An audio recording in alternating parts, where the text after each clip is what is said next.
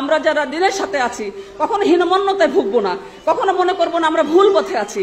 যদি আজকে আমরা ভুল পথে থাকতাম, বাংলাদেশ ইসলামী ছাত্রী সংস্থা বা আদার্স যারা বা আমরা যারা অনেকে আছি যারা পরবর্তী বাংলাদেশ জামাত ইসলামীতে যোগদান করেছি, আমরা যদি ভুল পথে থাকতাম তাহলে আমরা জীবন দিতে পারতাম না এই আন্দোলনের জন্য, আমরা সময় শ্রম দিতে পারতাম না।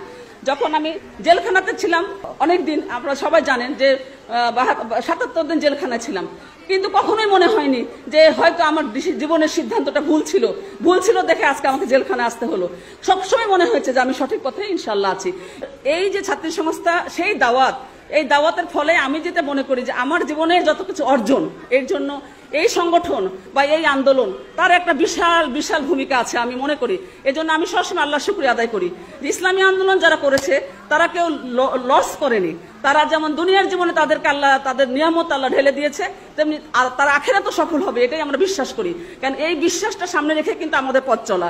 আমরা যে এত কষ্ট করেছি, এক সময় করেছি, এখনো করে যাচ্ছি, এখনো ছুটে যাই যেখানে দিনের আন্দোলনের কথা হয়, যেখানে দাওয়াত পাই, যেখানে সুযোগ থাকে মানুষকে দাওয়াত দিচ্ছি। এটার কিন্তু টার্গেটই হচ্ছে আমাদের আখিরাত। যদি আমাদের আখিরাত বরবাদ হয়ে যায় তাহলে কিন্তু এটা আমরা মেনে নিব না।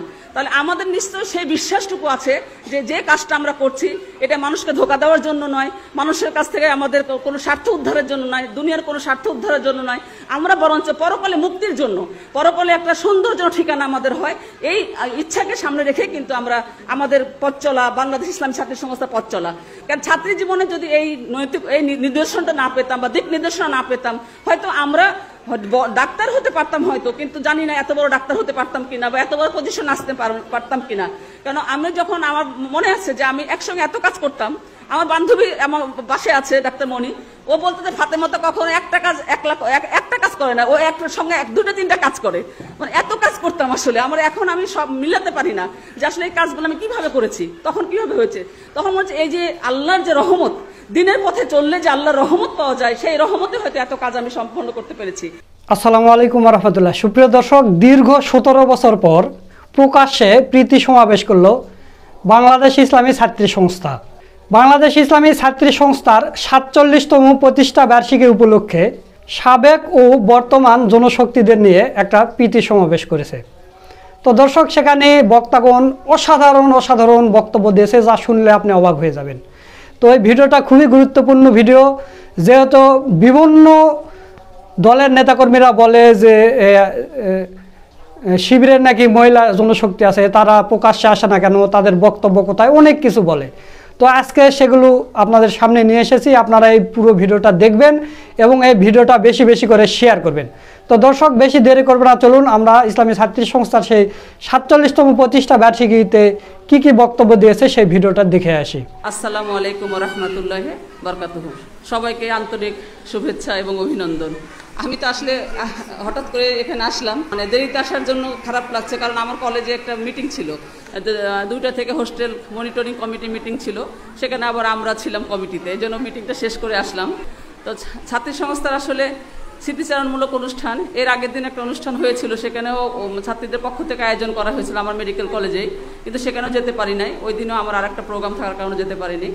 তো আমার ভালো লাগছে যে আজকে এতগুলো মানুষকে দেখে যে আদর্শ, যে দাওয়াত আমরা প্রথমে দেওয়া শুরু করেছিলাম হাঁটি হাঁটি পা করে, সেই দাওয়াত আজকে সম্প্রসারিত হয়ে তাদের শাখা প্রশাখা বাংলাদেশের বিভিন্ন গ্রামগঞ্জ পর্যন্ত ছড়িয়ে পড়েছে। এটা আল্লাহর কাছে এই জন্য আমরা শুকরিয়া আদায় করি। আমাদের বিশেষ করে আমরা যখন বাংলাদেশ ইসলামী ছাত্রী সংস্থা করি, আমি দাওয়াত পাওয়ার ঘটনাটা আমি বলি। আল্লাহ রাব্বুল আলামিন যদি কাউকে হেদায়েত দিতে চায় বা কাউকে যদি কবুল করে, তার জন্য আসলে বেশি কিছু করতে হয় না।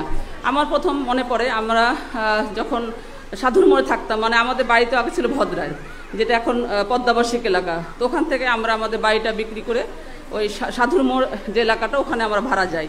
তো যে বাসাতে ভাড়া গেলাম, মানে ওই দিন জাস্ট প্রথম একটা প্রোগ্রাম, মানে ওই বাড়ির খালাম্মা, যে খালাম্মা আমাদের বর্তমান রুহুল কবি রিজভির হচ্ছে আপন খালা, তার মানে তার রিজভির আপন খালা, এবং ওই খালাম্মার ছেলেও একটা বিএনপি নেতা, সে রাজশাহী বিশ্ববিদ্যালয়ের বিএনপি নেতা ছিল মুন্না।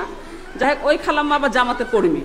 যে আমরা যখন প্রথম বাসা ভাড়া গেলাম, তারপরে ওই সপ্তাহে মনে যত সম্ভব আমাকে আর আমার আম্মাকে বললো, চলেন আপনারা একটা জামাতের প্রোগ্রাম হয়, ওখানে আপনাদেরকে নিয়ে যাই। তো আসলে তখন পর্যন্ত কিছুই জানি না আমরা, তেমন কিছুই।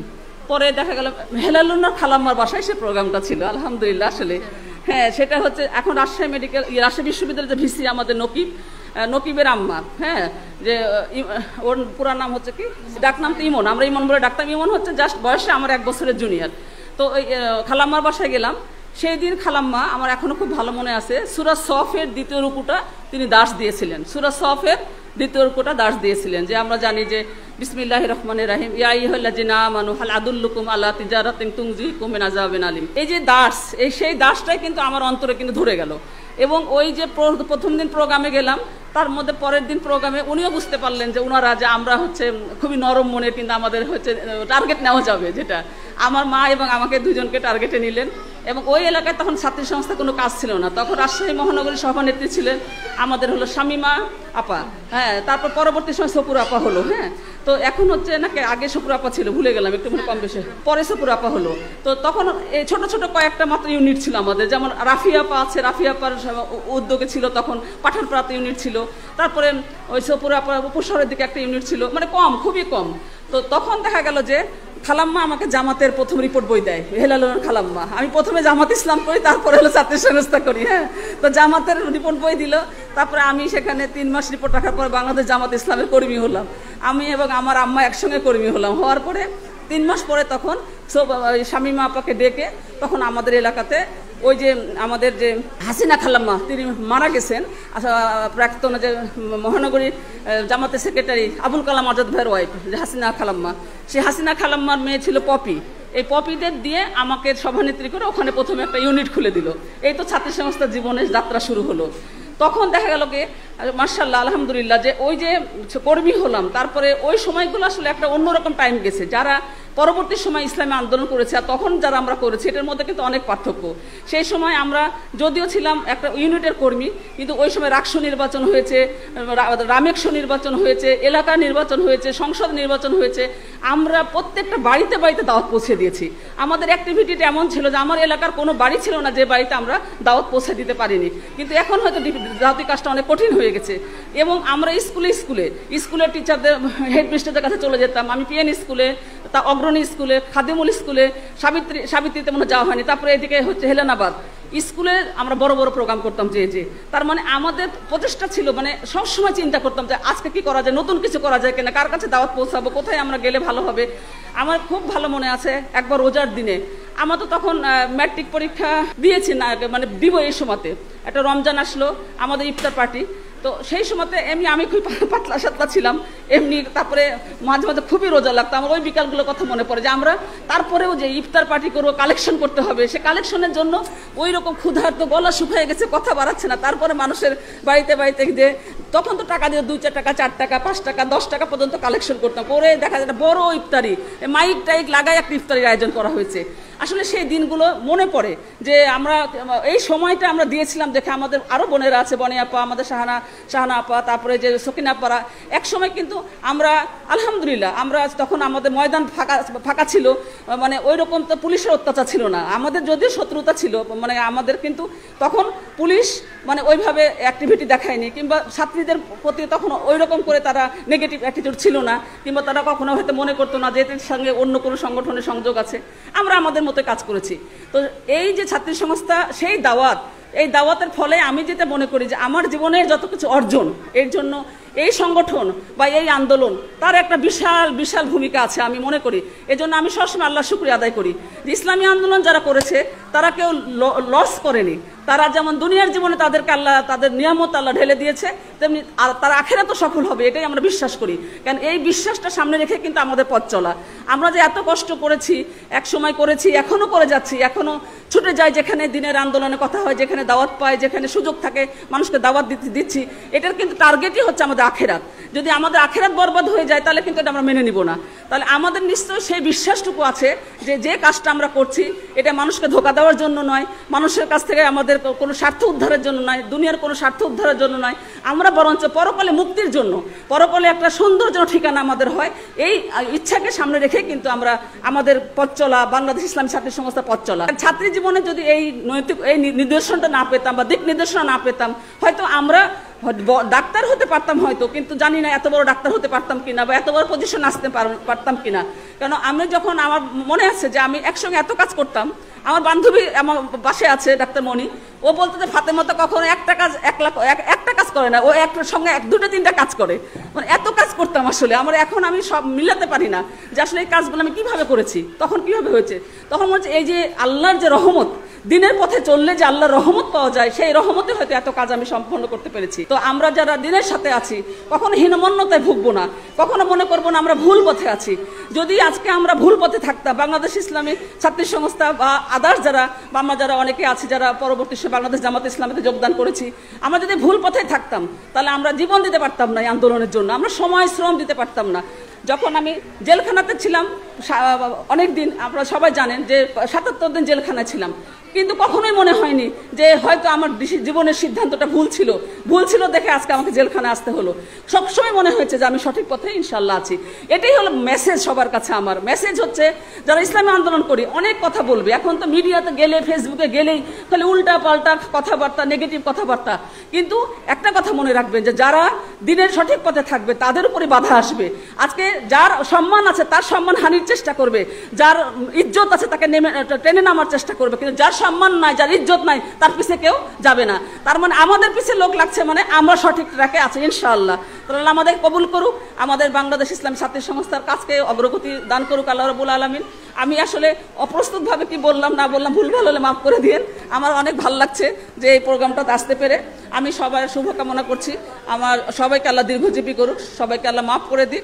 ও খেরদানা আলহামদুলিল্লাহ রাব্বিল আলামিন। আসসালামু আলাইকুম ওয়া রাহমাতুল্লাহি ওয়া বারাকাতুহু। আলহামদুলিল্লাহ নাহমাদুহু ওয়া নাস্তাঈনুহু ওয়া নাস্তাগফিরুহু ওয়া নাউযু বিল্লাহি মিন শুরুরি আনফুসিনা ওয়া মিন সাইয়্যাতি আ'মালিনা মান ইয়াহদিহিল্লাহু ফালা মুদিল্লা লাহু ওয়া মান ইউদ্লিলহু ফালা হাদিয়া লাহু ওয়া নাশহাদু আল লা ইলাহা ইল্লাল্লাহু ওয়া নাশহাদু আন্না মুহাম্মাদান আবদুহু ওয়া রাসূলুহু ওয়া সাল্লাল্লাহু আলাইহি ওয়া আলা আলিহি ওয়া আসহাবিহি আজমাইন বিরহমাতিকা ইয়া আরহামার রাহিমিন।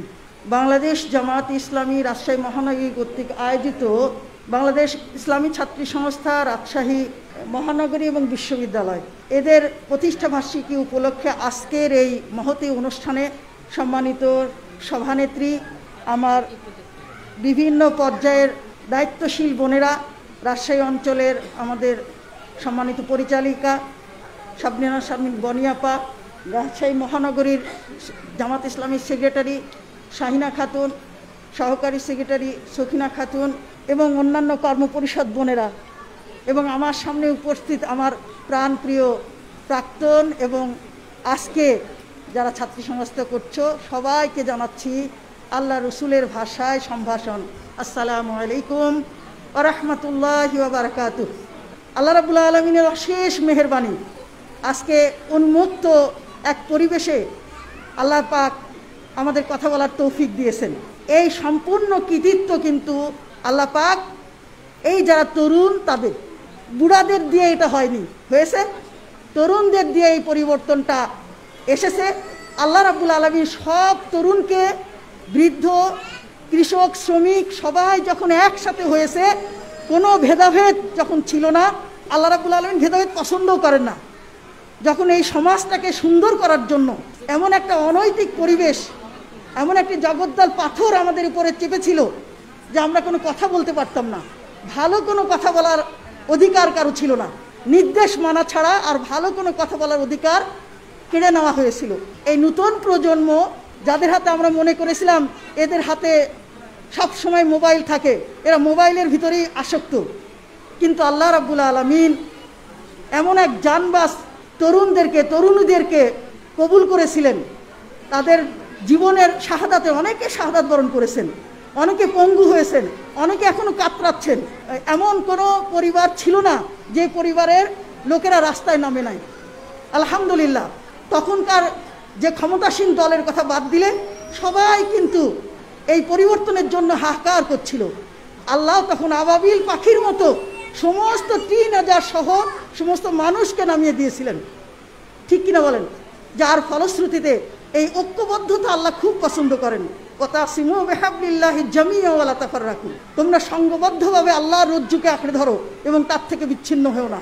এই যখন সবাই এই জগদ্দল পাথর ফেরাউনের একটা রূপ আমরা দেখছি, একে সরানোর জন্য যখন একসাথে হয়ে গেল, আল্লাহ রাব্বুল আলামিন তখন আমাদের জন্য মুক্তির সুবাতাস এনে দিলেন। আলহামদুলিল্লাহ। এই জন্য আজকে যারা, আমি সেই শহীদদের শাহাদাত কবুলের জন্য আল্লাহর কাছে প্রার্থনা করছি। যারা পঙ্গুত্ব বরণ করেছে তাদের সুস্বাস্থ্য কামনা করছি, সাবলীল জীবন কামনা করছি। আমরা সবাই যেন তাদের পাশে থাকতে পারি, সহযোগিতা করতে পারি। এটা যেন আমরা, আল্লাহ পাক আমাদের এই অবস্থাটা যেন কবুল করেন।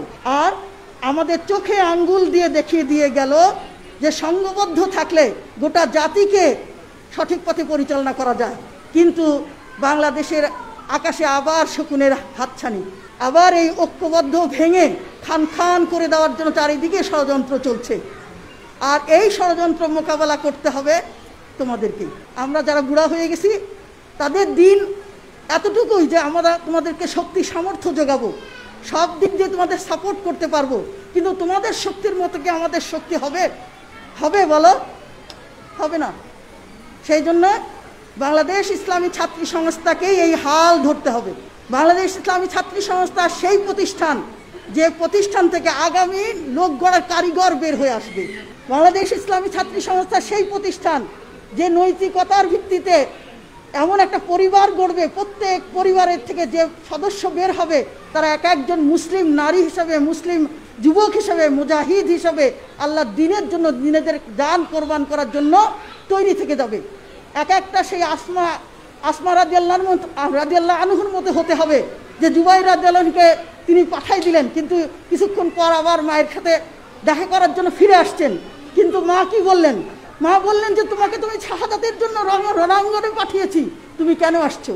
এরকম মা তৈরির এক একজনকে হতে হবে, এরকম মা তৈরি করতে হবে, এরকম ছেলে তৈরি করতে হবে। আর আমরা সবাই জানি এই দুনিয়াতে আমরা থাকতে আসি নাই, থাকতে আসছি। কতদিন থাকবো? 80-80 পরে তো সব অথর্ব। এগুলো দিয়ে দোয়া হতে পারে কিন্তু কোনো কাজ হতে পারে না। সেই জন্য বাংলাদেশ ইসলামী ছাত্রী সংস্থা সেই প্রতিষ্ঠান যে প্রতিষ্ঠানের মাধ্যমে আগামী ভবিষ্যৎ নাগরিক তৈরি হবে। আমাকে কথা দিতে হবে, এতক্ষণ পর্যন্ত যে কথাগুলো বলা হলো, কেন ছাত্রী সংস্থা প্রতিষ্ঠা করা হলো, 78 সালে কেন ছাত্রী সংস্থা প্রতিষ্ঠা করা হলো। আমি তখন ক্লাস 9-10-এর ছাত্রী। তখন আমি পাবনা সরকারি কলেজে পড়তাম। এক সুন্দরী মেয়ে, তা যদি কারো পছন্দ হয়েছে রক্ষী বাহিনী অথবা মুজিব বাহিনীর, আমাদের হেডমিস্ট্রেসের কোনো ক্ষমতা ছিল না যে তাকে প্রোটেক্ট করে। আমি একটা উদাহরণ বললাম, আমাদের চোখের সামনে থেকে তাকে তুলে নিয়ে চলে যাওয়া হয়, কিচ্ছু করার ছিল না। এমন এক অরাজক পরিস্থিতিতে বাংলাদেশ ইসলামী ছাত্রী সংস্থা ঘুরে দাঁড়াবার জন্য, জাতিকে গঠন করার জন্য, সেই মা তৈরি করার জন্য প্রত্যেকটা সেক্টরে মহিলা অঙ্গনে যাতে তারা শিক্ষা প্রতিষ্ঠান হোক, মেডিকেল কলেজ হোক, আমরা দাবি করলেই তো হবে না যে একটা আলাদা মেডিকেল কলেজ হোক, আলাদা বিশ্ববিদ্যালয় হোক। দাবি করলেই কি এটা বাস্তব? আমরা চাই আলাদা মেডিকেল কলেজ, আলাদা বিশ্ববিদ্যালয় হতে হলে সেই আলাদা মেডিকেল কলেজ এবং বিশ্ববিদ্যালয়ের জন্য আলাদা নাগরিক তৈরি করতে হবে। আর জনবল লাগবে। আর সেই জনবল সেটাকে যদি আলাদা চাই আমরা নারীদের শিক্ষা প্রতিষ্ঠান, তাহলে কি পুরুষদের আগে আসতে হবে না নারীদের আগে আসতে হবে? কি বলেন আপনারা? জোরে শুনতে চাই আমি। নারীদের আগে আসতে হবে। বাংলাদেশে সমান সংখ্যক হয়ে যাচ্ছে আজকে পুরুষ এবং নারী। নারীদেরকে বাদ দিয়ে কোনো প্রতিষ্ঠান ভালো হতে পারে না, যোগ্য প্রতিষ্ঠান গড়ে তোলা সম্ভবপর নয়। এই জন্য সহশিক্ষা হারাম এ কথা জেনেও আমরা সহশিক্ষা করছি। কেন করছি? আমাদের নিয়ত হচ্ছে আমরা আলাদা বিশ্ববিদ্যালয় করতে চাই, আমরা আলাদা মেডিকেল কলেজ করতে চাই, আমরা আলাদা প্রতিষ্ঠান করতে চাই, আমরা ব্যবসা করতে চাই, আলাদা উদ্যোক্ত হয়ে, মহিলা উদ্যোক্ত হয়ে ব্যবসা করতে চাই। আল্লাহ রসুল তো ব্যবসা করতে নিষেধ করেনি, করেছে কি না? এই জন্য প্রত্যেকটা সেক্টরে আমাদেরকে সেই জনবল গড়ে তুলতে হবে। এবং এই জনবল গড়ে তোলার জন্য যে জিনিসগুলো আমাদের দরকার সেটা হলো আল্লাহর প্রতি ঈমান। আজকে গোটা বিশ্বকে আমরা যদি দেখি, বিশাল আকাশ, সুবিন্যস্ত এই পৃথিবী, জমিন, এইগুলো কোনো কি আল্লাহ রাব্বুল আলামিন, আমরা যেদিকেই তাকাই সেদিকে কোনো ত্রুটি আছে? আছে কোনো ত্রুটি? কেন নেই? এগুলো সব চলছে খোদার বিধান অনুযায়ী। মানুষকে সমস্ত সৃষ্টির শ্রেষ্ঠ করে পাঠানো হয়েছে। এখন বলেন তো, যার মর্যাদা বেশি তার দায়িত্ব বেশি কিনা? সবাইকে বলতে হবে যার মর্যাদা বেশি তার দায়িত্ব বেশি কিনা। তাহলে যার দায়িত্ব বেশি সেই দায়িত্ব পালনের জন্য কি যেনতেন প্রকারের চেষ্টা করলে চলবে না? সবচাইতে ভালো চেষ্টা করতে হবে। এই জন্য আল্লাহ রাব্বুল আলামিন আমাদেরকে বলছেন, নারী পুরুষ নির্বিশেষে ডেকে বলছেন, আউযু বিল্লাহি মিনাশ শাইতানির রাজিম, কুনতুম খায়রা উম্মাতুন উখরিজাত লিন-নাস তা'মুরুনা বিল মা'রুফ ওয়া তানহাউনা আনিল মুনকার ওয়া তু'মিনুনা বিল্লাহ। তোমরা শ্রেষ্ঠ জাতি, যারা ঈমান আনছে আল্লাহর প্রতি। এগুলো দেখে যারা ঈমান আনছে, যে গোটা বিশ্বে চারিদিকে হিন্দু বৌদ্ধ মুসলিম সব একসাথে সূর্যের আলো পাচ্ছে, পানি পাচ্ছে, অক্সিজেন পাচ্ছে, আল্লাহ কি কোনো ভেদাভেদ করছেন? না। কিন্তু আল্লাহ রাব্বুল আলামিনকে এগুলো দেখে যার প্রাণ নেচে ওঠে না, এগুলো দেখে যে আল্লাহকে চিনতে পারে না, আসলেই সে বোকা। এই জন্য এই বোকার থেকে বুদ্ধিমান হতে হলে আল্লাহকে চিনে নিতে হবে। যিনি আমাদের সৃষ্টি করেছেন তাকে চিনে নিতে হবে। যিনি আমাদেরকে সর্বশ্রেষ্ঠ মর্যাদা দিয়েছেন তাকে চিনে নিতে হবে। যত আমরা চিনব তত আমরা নিজেদের বৈশিষ্ট্য, যে মর্যাদা আমরা পেয়েছি, এই মর্যাদার ইয়েটা বুঝতে পারবো, মূল্যটা বুঝতে পারবো, আর তখনই আমরা দায়িত্ব পালন করতে পারবো। এই জন্য আল্লাহর প্রতি ঈমান, আল্লাহ রাব্বুল আলামিন যেগুলো ভালো কাজ আমাদের করতে বলেছেন, আমলে সালে, যেগুলো মন্দ কাজ আমাদের নিষেধ করেছেন তার থেকে বিরত থাকা, ভালো কাজগুলো করে যাওয়া। নিজে নিজে ভালো কাজ এবং মন্দ কাজ থেকে বিরত রাখলেও আমরা রেহাই পাবো না। রেহাই পাবো, আল্লাহ রাব্বুল আলামিন বলছেন ওয়াল আসর, জীবনের শপথ, সময়ের শপথ। সময়টাই জীবন নাকি? আমাদের সময়টাই জীবন না? এই সময়টাই আল্লাহ রাব্বুল আলামিনের কসম খাওয়ার দরকারটা কি? কেন তিনি কসম খাবেন? আল্লাহর কসমের কোনো দরকার আছে? আমরা কেন কসম খাই? আমরা কথাটার গুরুত্ব বোঝানোর জন্য কসম খাই। এখন আল্লাহ যখন কসম খাচ্ছে তখন বুঝতে হবে কান খাড়া করে কেন আমাদের এই কসমটা খাওয়া হচ্ছে। আল্লাহ বলছেন ওয়াল আসর ইন্নাল ইনসানা লাফি খুসর, সমস্ত মানুষ ধ্বংসের মুখে, তারা বেঁচে যাবে। কান খাড়া করে শুনতে হবে, তারা বেঁচে যাবে। কে বলছে? আল্লাহ। ইল্লাল্লাযীনা আমানু ওয়া আমিলুস সালিহাত, যারা ঈমান আনছে এবং আমলে সালেহ করেছে, এই দুটো করলেও বাঁচার পথ নাই। কান খাড়া করে শোনেন, সালাত, নামাজ, রোজা, হজ, যাকাত আব্দুল্লাহ বিন উবাইও করেছে। করেছে কিনা বলেন? আব্দুল্লাহ বিন উবাইও করেছে, কিন্তু সে জাহান্নামী। কেন? সে মুনাফিক। আল্লাহ রাসূলের হুকুম মানেনি, আল্লাহর হুকুম মানেনি। কয়টা মানেনি?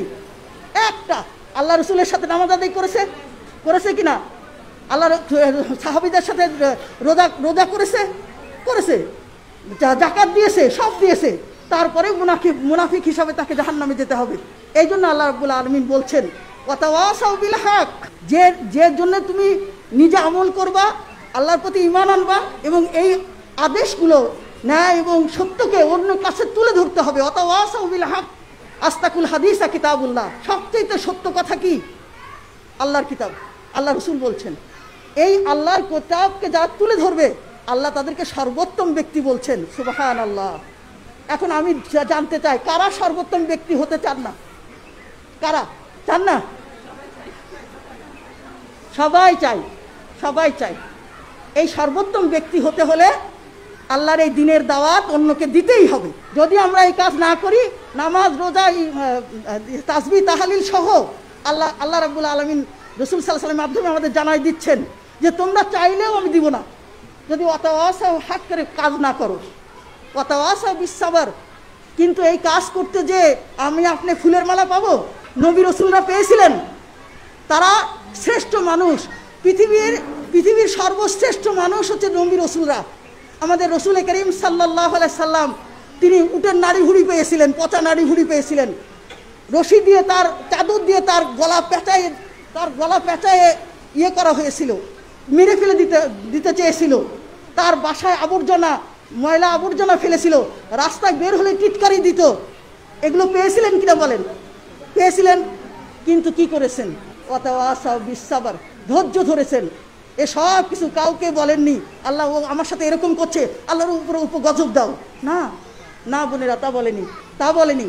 কাজেই বাংলাদেশ ইসলামী ছাত্রী সংস্থাকে বুঝতে হবে বিনয়, ভালোবাসা, কাছে ডেকে নেওয়ার জন্য সর্বোত্তম চরিত্রের মাধ্যমে আমাদের এই পথভোলা ছাত্রীদেরকে আবার এই পথে আনতে হবে।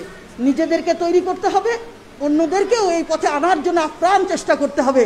কেমন চেষ্টা সেটা বলে আমি শেষ করব। আল্লাহ রসুল এমন চেষ্টা করতেন যে একটা মানুষ যেন আল্লাহকে না চিনে যায়, সেদিন রাত দিন চেষ্টা করতেন। মনে হচ্ছে যে তার জীবনটাই দিয়ে দিবেন। আছে কিনা কোরআনে কারিমে? আছে কিনা বলেন যে হে রাসূল আপনি এমনভাবে কাজ করছেন, এমনভাবে মানুষকে ডাকছেন, উনি আপনার জানটাই দিয়ে দিবেন। আপনাকে দারোগা করে পাঠানো হয়নি। আপনি সত্যের উপদেশটা অন্যের কাছে সুন্দরভাবে তুলে ধরুন। আর এই উপদেশ যারা গ্রহণ করবে আল্লাহ রাব্বুল আলামিন তাকে বলছেন যে আজকে বিভিন্ন ডিগ্রি, গাড়ি বাড়ি, হ্যান ত্যান যত কিছুই থাক, তাকে কি সর্বোত্তম ব্যক্তি বলে কি ইসলামে কোনো কথা আছে? কিন্তু আল কোরআনের কথা আল্লাহ রসুল বলছেন, খায়রুকুম মান তাআল্লামাল কুরআন ওয়া আল্লামা। তোমাদের মধ্যে সর্বোত্তম ব্যক্তি সেই যে নিজে কোরআন অধ্যয়ন করে, বোঝে, পড়ে। এর মানে এই নাই হুড় করে তেলাওয়াত করে যাব আমরা। হিন্দুরা যেমন মূর্তি সামনে নিয়ে তেলাওয়াত মন্ত্র পাঠ করে, ওরকম আমাদের গ্রন্থ না। আল্লাহ পাক বলছে এটা জীবন্ত মানুষের জন্য উপদেশ। সূরা ইয়াসিন শেষ রুকু পড়ে দেখেন, এটা জীবন্ত মানুষের জন্য উপদেশ।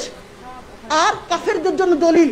তোমরা এটা পড়ো নাই, বোঝো নাই, এখন নিজেই তখন বলবে আহা আল্লাহ আর একবার দুনিয়ায় পাঠাও। সূরা সাজদা পড়ে দেখেন, আর একবার দুনিয়ায় পাঠাও, এই তো দেখে নিলাম, আর এরকম করব না। আল্লাহ পাক বলছেন সে আর সুযোগ আর হবে না। কাজেই সুযোগটা হচ্ছে এই দুনিয়ায়। তাই ইসলামী ছাত্রী সংস্থাকে অনুরোধ করব, বাংলাদেশ জামাত ইসলামী যারা আমরা এখানে আসি, জীবনের যতটুকু সময় আছে আমরা যেন হেলায় নষ্ট না করি। আল্লাহর এই যে কর্মসূচি দিয়েছে, এই কর্মসূচি যেন আমরা পালন করতে পারি।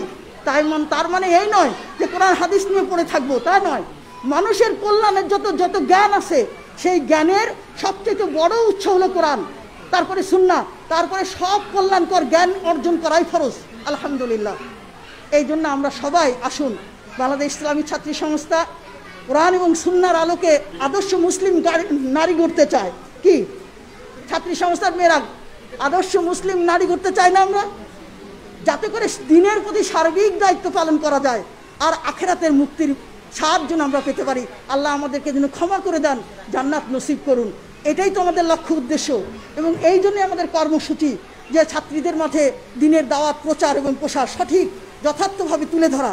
যারা চায় যে হ্যাঁ আমরা এইভাবে গড়তে চাই, তাদেরকে সেই সুযোগ করে দেওয়া, পরিপূর্ণ মুসলিম নারী হিসাবে তারা যেন নিজেদের গড়ে তুলতে পারে, সেই জন্য আমরা তাদেরকে নিয়ে প্রশিক্ষণ দেই না? লেখাপড়া করি, সব দিক দিয়ে আমরা রিপোর্ট রাখি, সব কাজেই আমরা তাদেরকে এই আদর্শ মুসলিম নারী হিসেবে গড়ে তুলতে চাই। আর একটা কি, ছাত্রীদের সমস্যার সমাধান করতে চাই। কিন্তু বাংলাদেশ ইসলামী ছাত্রী সংস্থা রাজনীতি করে না, কিন্তু রাজনীতি সচেতন। কি ঠিক বললাম না? রাজনীতি সচেতন। তারা রাজনীতি সচেতন থাকবে, কিন্তু রাজনীতির ময়দানে তারা নাই। জামাত ইসলামী বাংলাদেশ রাজনীতির ময়দানে আছে, যেহেতু আল্লাহ রসুল সামাজিক, অর্থনৈতিক, পারিবারিক সমস্ত এবং নিজেদের নৈতিক চরিত্র গঠন এবং এদেশে সৎ লোকের শাসন, আল্লাহর আইন এবং সৎ লোকের শাসন চাই। এক্ষেত্রে তোমরাই হচ্ছে সেই কারিগর, যে কারিগররা আগামী দিনের ভবিষ্যৎ দেশ শাসন করবা। আল্লাহ আমাদের সবাইকে এই কাজে অগ্রসর হয়ে নিজেদেরকে পেশ করার জন্য উপযুক্ত পড়াশোনার মাধ্যমে আল্লাহকে জানা, বোঝা এবং দায়িত্ব পালনের উপযুক্ত করে গড়ে তুলুন। এই আহ্বান রেখে আমি শেষ করছি। ওয়া আখিরু দাওয়ানা আনিল হামদুলিল্লাহি রাব্বিল আলামিন। সুপ্রিয় দর্শক, আপনারা ইসলামী ছাত্রী সংস্থার ৪৭তম প্রতিষ্ঠা বার্ষিকী উপলক্ষে প্রীতি সমাবেশের ভিডিওটা দেখলেন। তো এই ভিডিওটা আপনাদের কাছে কেমন লেগেছে তা অবশ্যই কমেন্ট করে জানিয়ে দেবেন, আর ভিডিওটা বেশি বেশি করে শেয়ার করবেন। আজকের ভিডিও এই পর্যন্তই। পরবর্তীতে কোনো নতুন ভিডিও নিয়ে আবার আপনাদের সামনে আসবে ইনশাল্লাহ। সে পর্যন্ত সবাই ভালো থাকবেন, সুস্থ থাকবেন। সকলকে ধন্যবাদ। আসসালামু আলাইকুম ওয়া রাহমাতুল্লাহ।